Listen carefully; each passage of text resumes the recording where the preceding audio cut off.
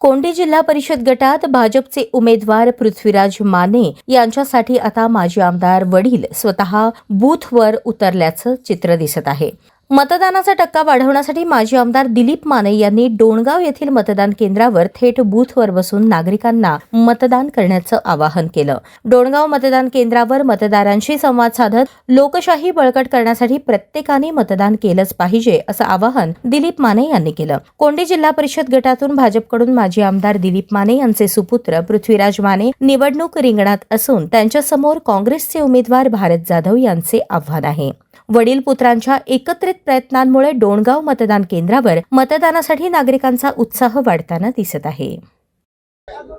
स्वतः बूथवर थांबलेला फरक होतोच.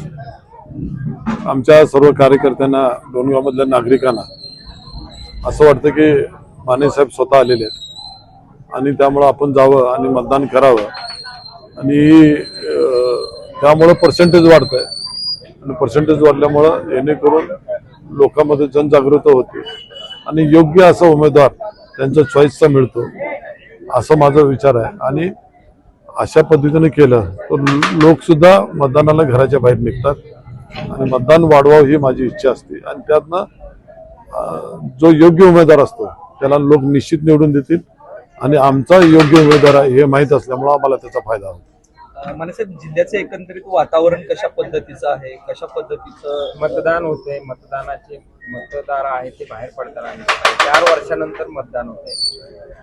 मतदान हे बरोबर तसं तर 9 वर्षांनी होतं. जिल्हा परिषद पंचायत समिती होऊन 9 वर्ष झाली, ग्रामपंचायत झाल्यामध्ये. आणि लोकांना आता जिल्ह्यामध्ये एकंदरीत वातावरण बघितलं तर भारतीय जनता पक्षाची सत्ता जिल्हा परिषदमध्ये येणार आहे. आणि कालचा सर्वे होता, काही माझ्या सर्वे करणाऱ्या लोकांनी, काही माझ्या मित्रांनी त्यांनी सांगितले की 68 पैकी 55 आपले भारतीय जनता पक्षाचे उमेदवार निवडून येणार आहे. त्यात आमच्या उत्तर सोलापूर तालुक्यातले, दक्षिण सोलापूर तालुका आणि अक्कलकोट तालुक्यातली ही संख्या जवळजवळ 18 संख्या आहे. तिकडले 6 आणि तिकडले 6, 12 आणि ते जिल्हा परिषदमध्ये एक उपमी एका हे 3 मतदारसंघ राहतात.